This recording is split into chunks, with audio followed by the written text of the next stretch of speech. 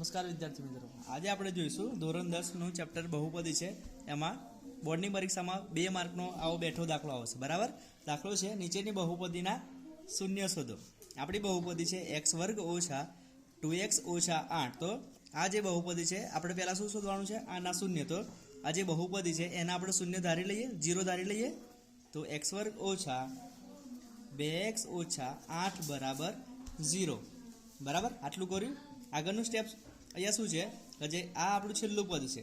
બરાબર, છેલ્લું પદ અને આપણો જે એક્સ વર્ગ છે, એક્સ વર્ગની જોડે જે પણ હોય એની સાથે ગુણાકાર કરવાનો છે. તો આ છે છેલ્લું પદ આપણું 8. એક્સ વર્ગની જોડે કઈ છે ભાઈ? કંઈ નહીં, તો 1 તો હોય જ. તો 8 ગુણ્યા 1, તો 8 એકા 8 થયા. તો એની આગળ જુઓ, 8ની આગળ છે ભાઈ ઓછા. તો આનો મતલબ શું થાય કે ભાઈ 8 એકા 8ના એવા અવયવ પાડો કે જેની બાદબાકી કરતાં આપણને 8 મળે. તો 8 આપણા કયા ઘડિયામાં આવશે? બરાબર, અને એની બાદબાકી કરતાં 2 મળવા જોઈએ. કેટલા મળવા જોઈએ? 2. તો 8 એકા 8ના એવા અવયવ પાડો કે જેની બાદબાકી કરતાં 2 મળવા જોઈએ.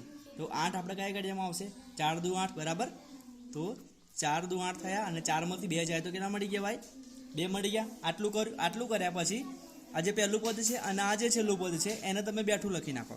તો આ એક્સ વર્ગ અને આ છે ઓછા 8 બરાબર 0. આટલું કર્યું. પછી અહીંયા જે મોટી સંખ્યા હોય, મોટા પદને તમે પહેલાં લખો. તો આ 4 અને આ x છે, તો આ 4x. પછી કોણ વધ્યું? આ 2. તો લખો 2x. આટલું કરી દીધું. પછી અહીંયા જે વચ્ચેવાળું પદ હોય અને એની જે પણ નિશાની હોય એ જે મોટું પદ હોય એને આપો. ઓછા છે અહીંયા, તો લખી દો અહીંયા ઓછા. પછી આ ઓછા ગુણ્યા ઓછા, ઓછા ગુણ્યા ઓછા વત્તા થાય, તો આ પ્લસ આને આપી દો. અહીંયા આપણે કંઈ જ નહીં કર્યું. અહીંયા શું હતું? ઓછા 2x હતા. એને આપણે કેમ કેમ લખ્યા? તો આ ઓછા 4x અને આ વત્તા 2x. તો નિશાની કેવી છે? આ અલગ અલગ બાદબાકી થઈ. 4માંથી 2 જાય, 2 રહ્યા, મોટી સંખ્યાનું ચિહ્ન. એટલે કે આ ભાઈ આ ઓછા 2x જ છે, પણ આપણે એને અવયવ પાડીને કેમ કેમ લખ્યા છે? તો આવી રીતના લખ્યા છે. આટલું થયું. પછી તમને આ એક જોડી મળી જશે અને આ એક જોડી મળી જશે. આમાંથી આપણે કોમન લેવાના છે. કોમનનો મતલબ કે ભાઈ જે સરખું છે એ તમે લઈ લો. બરાબર, તો જો અહીંયા પણ x છે, અહીંયા પણ x છે. તો xને બહાર કાઢી લઈએ આપણે. આ xને બહાર કાઢી લીધો. તો આ x વર્ગ હતા, x વર્ગમાંથી એક x બહાર કાઢી લીધો, એક x વધ્યો. તો આ x, આ ઓછાના ઓછા આ 4x હતા. તો x બહાર કાઢી લીધો તો ખાલી 4 વધ્યા ભાઈ. આ વત્તા અહીંયા જુઓ, આ 2x છે અને 8 છે. આમાં તમને કઈ જે પણ સરખું લાગે એને બહાર કાઢી લો. તો જુઓ અહીંયા પણ 2 છે અને અહીંયા પણ 2 હશે. 8ને આપણે 4 દુ 8 લખાય ભાઈ. આ જે 8 છે અને 4 દુ 8 આપણાથી લખાય. તો આ 2 છે અને આ 2 છે. તો 2 ને તમે બહાર કાઢી લો. કાઢ્યા બહાર. તો અહીંયા 2x હતા, તો 2 બહાર આવી ગયા. તો કોણ વધ્યું? ખાલી x ઓછા અહીં 8 હતા. 4 દુ 8, 2 બહાર આવી ગયા તો ખાલી 4 વધ્યા બરાબર 0. હવે જુઓ, આટલું થયા પછી આપણે ધ્યાન રાખવાનું છે કે આ જે આપણે આ જે પદ છે એ તમારા સરખા આવવા જોઈએ. આવી ગયા છે સરખા? સરખા હોય તો તમે એને એક વખત લખી નાખો. લખી નાખ્યા x ઓછા 4. પછી કોણ વધ્યું? આ x વત્તા આ 2 બરાબર 0. થઈ ગયું આટલું. પછી આ જે 0 છે, 0 તમે એને વેચી દો. x ઓછા 4 બરાબર 0 અને x વત્તા 2 બરાબર 0. બરાબર, તો આ x, આ ઓછા 4 પેલી બાજુ જાય તો વત્તા 4, આ આપણને એક શૂન્ય મળી ગયું. આ x, આ વત્તા 2 પેલી બાજુ જાય તો આ ઓછા 2. તો આ છે આપણા બહુપદીના શૂન્યો. શૂન્યો કયા મળ્યા આપણને? એક વત્તા 4 અને બીજું શૂન્ય મળ્યું છે આપણને ઓછા 2. બરાબર છે. તો આવી રીતના તમે બહુપદીના શૂન્યો શોધશો અને તમને આગળ એમ પણ કહેશે કે એમનો સહગુણકો વચ્ચેનો સંબંધ ચેક કરો. તો સહગુણકોનો સંબંધ કેમ ચેક કરશું?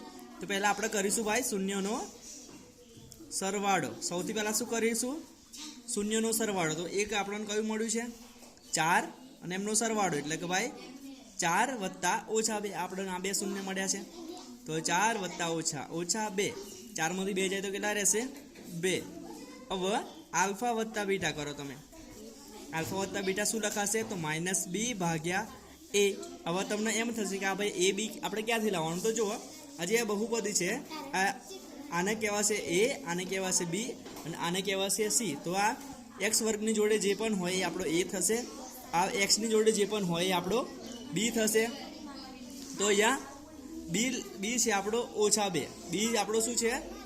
ઓછા તો ઓલરેડી છે અને b છે આપણો -2 અને આ એ છે 1, તો ઓછા ઓછા વત્તા 1, તો આ થયા 2, તો અહીંયા પણ 2 આવ્યા અને અહીંયા પણ 2 આવ્યા. તો આવી જ રીતના આપણા શૂન્યનો સરવાળો જોઈએ. હવે તમને એનો શૂન્યનો ગુણાકાર પણ જોવાનો છે, બરાબર. તો કયા છે શૂન્ય આપણા? 4 ગુણ્યા -2, તો 4 દુ 8, પણ કેવા? -8. હવે આલ્ફા ઇન્ટુ બીટા જોઈએ.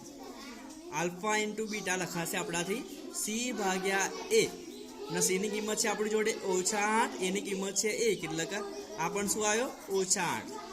તો આવી જ રીતના આપણે બહુપદીના શૂન્યનો સરવાળો અને શૂન્યનો ગુણાકાર એમનો સંબંધ ચેક કરી શકીએ છીએ. આ જ દાખલો તમારી બોર્ડની પરીક્ષામાં બેઠો આવશે, બરાબર. જો વિડીયો ગમ્યો હોય તો મારી ચેનલને સબસ્ક્રાઈબ કરો અને આગળ મને ફોલો કરો. Thank you.